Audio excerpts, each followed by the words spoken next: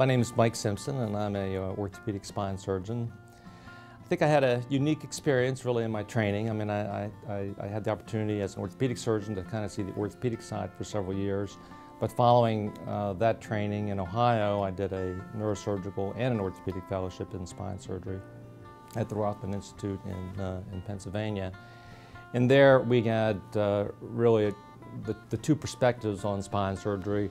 One from the pure neurological standpoint, what sort of neurological condition may that patient have, what kind of neurological symptoms may they have, combined with really the orthopedic strength, which is really more the structural side of the spine. How is the spine put together, what is to be considered stable or unstable. And I think the marriage of those two specialties really should be one in looking at the spine. So in my years here, I was one of the first fellowship-trained spine surgeons realistically in Richmond. I think it was a unique opportunity really to take that basic knowledge and start to apply it in the real world. And I have really enjoyed great success, I think, at least in my own mind, of being able to add something to the community, I think, as far as spine surgery is concerned.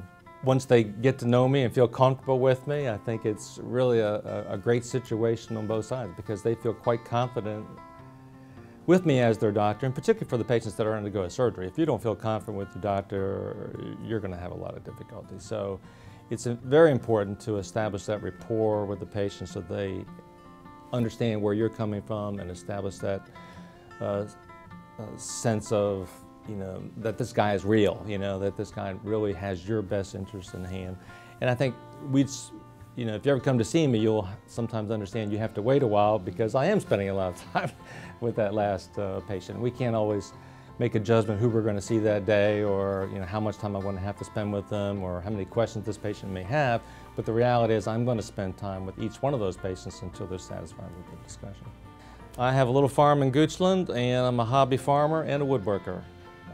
It's something that I just love to do. I love to come up with designs for furniture and various projects on the farm, and to spend an afternoon or a weekend down in the shop is not a bad thing to do. I always tell people, I said, if you can cut wood, you can cut a spine, because the skill sets are kind of the same. I mean, the reality is we are a spine carpenter, but we are working with a real person, and so you have to be able to have those hand skill sets, I think, and being able to do some of the delicate nature of our surgery, but you really have to have a good mindset as to the mechanics of the spine to know how to fix that darn thing. So.